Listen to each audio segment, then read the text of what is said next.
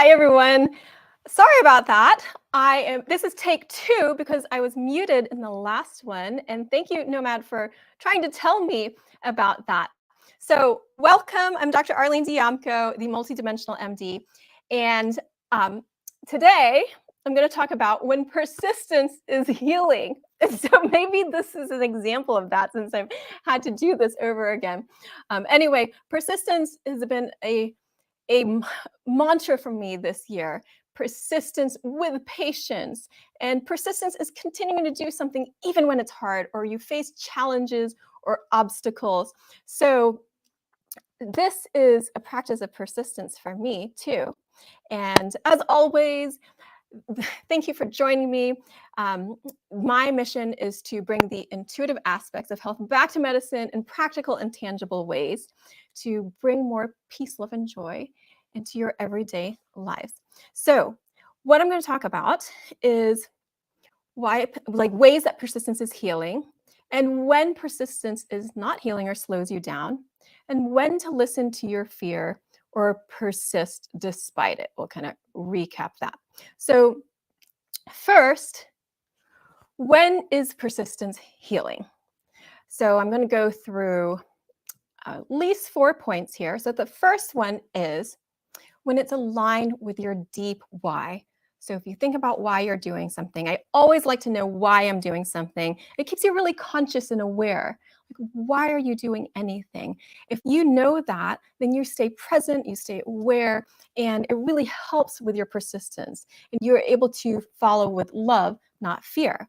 And in addressing that fear, it helps you to not fear your fear. So when you don't fear your fear, you're not afraid of being afraid, then that fear no longer has a hold on you. I say this to so many people, and you can feel this for your health, feel it in your business, feel it when you need to have a difficult conversation with a loved one. So when you're not afraid of your afraid, then that's how you have courage, right? You can't really have courage without fear. You have to be able to face your fear to have courage. Hi, Nomad. Thank you for coming back, and thank you for letting me know my mic was not working. So anyway, you have to face your fear to have courage, right?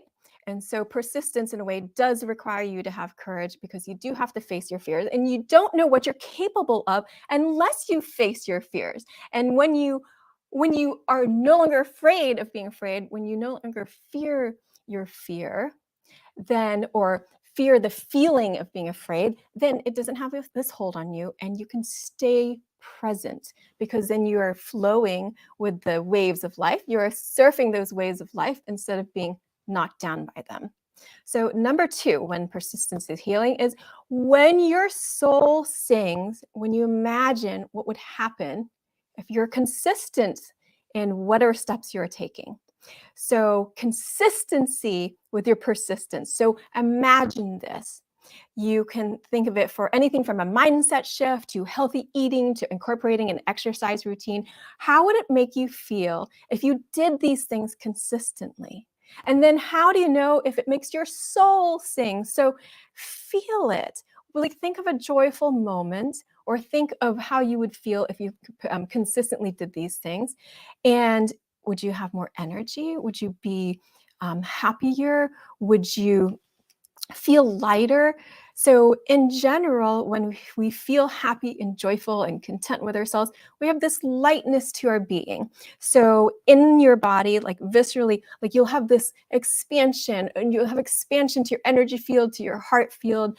When you feel that things are really get you down, then you'll have like this tension or this curling in of the body. So practice by just imagining something happy. What does that feel like in your body? And then you can use that to kind of tune your inner compass, because then you can imagine what you would feel like if you persisted or you consistently did certain steps. Does it create that similar kind of lightness to your being? Then you know it is making your soul sing. So number 3, when persistence is healing, when it's good for the good of all. So when your persistence is helping for the good of all, it's a win-win-win situation. That means it doesn't step on other people. For example, you can't blame someone else for what you eat. You can make a healthy meal and share it. You can be appreciative of someone making you something, even if it's not necessarily what you want to eat, but you can't put it on them for what you eat. So your persistence needs to come more from you. So you like stepping into whatever it is you need to do for yourself. You can recycle and create less waste. That helps the earth. You can eat less meat. Overall, most people could eat less meat, although some people need more than others. But I would say globally, as a generality, then if we ate less meat overall, that would be better for our health and better for the environment, better for the earth.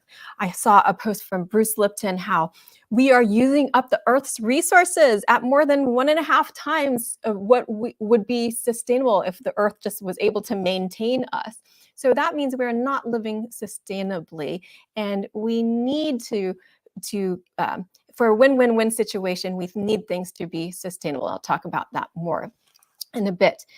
So you can also just listen with presence. So again, when you're not afraid of being afraid, then it helps you with your presence.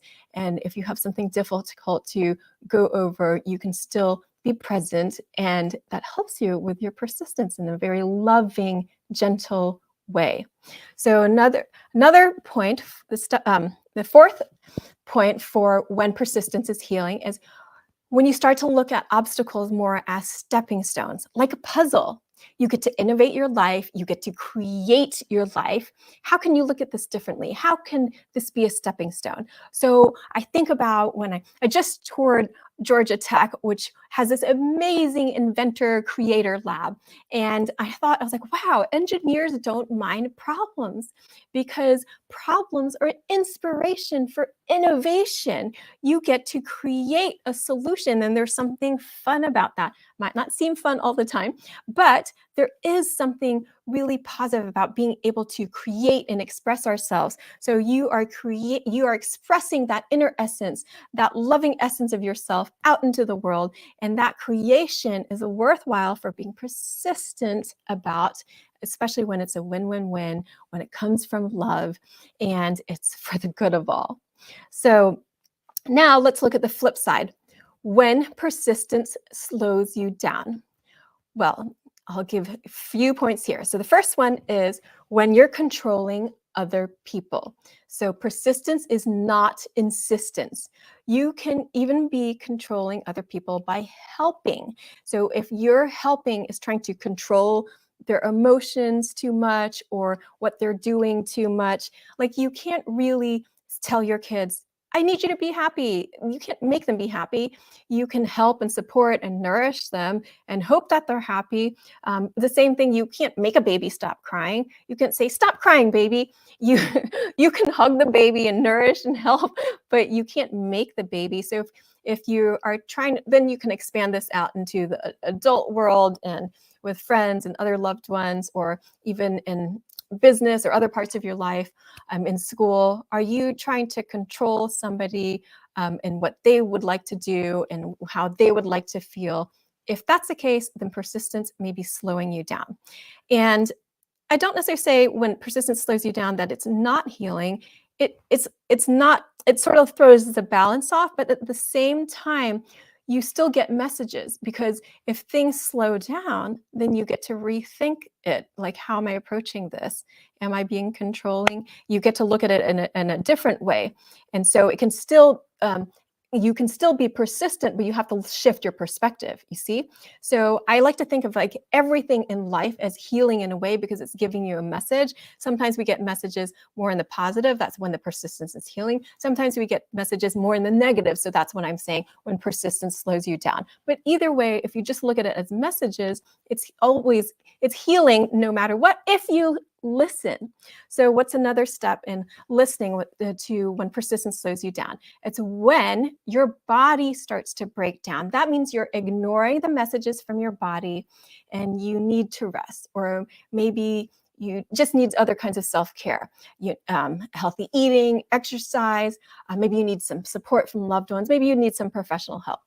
So if you listen to the message of the body, then the resting can be a loving part of persistence because it helps keep your life sustainable. Remember, we're talking about the sustainability of the earth and the win-win-win situations. However, you can create these win-win situations for yourself and for everyone around you and for the earth, then that keeps it sustainable. So when you listen to those messages, you feel like your body is breaking down, don't get mad at your body. It's just telling you what needs tending to for healing. It's helping you. Even when it doesn't feel good, it is still helping you.